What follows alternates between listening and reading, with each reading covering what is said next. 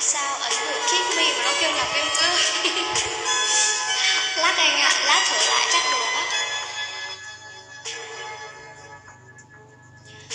Có bao giờ anh nhớ em không? Đã bao giờ anh thương em dù chỉ một lần, hay chỉ là một giấc mơ mà em nghĩ chưa tồn tại bao giờ. Anh đã từng khóc vì em chưa, chưa từng vì em là người thường.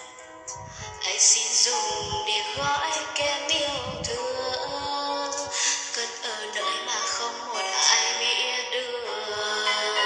Anh ơi em muốn đi cùng anh, đi hết đoạn đường đời, ở nơi đó chỉ có anh và em thôi.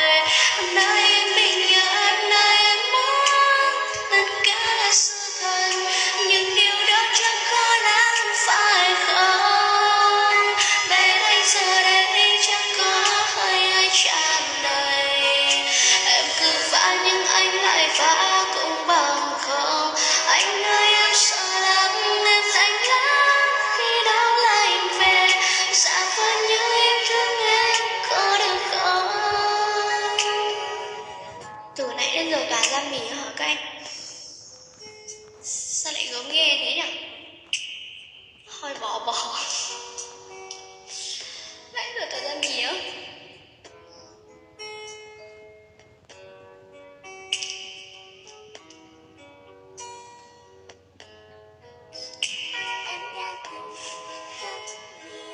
Ra ngon rồi hả? Trời ơi, à em không có salad, em chẳng có làm salad để em trôi rồi. À, để em xem cơ. Mì với trứng ngô.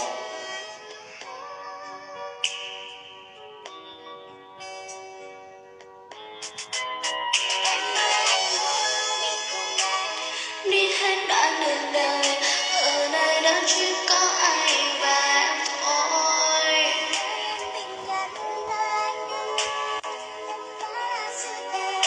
Nhưng điều đó chẳng có ai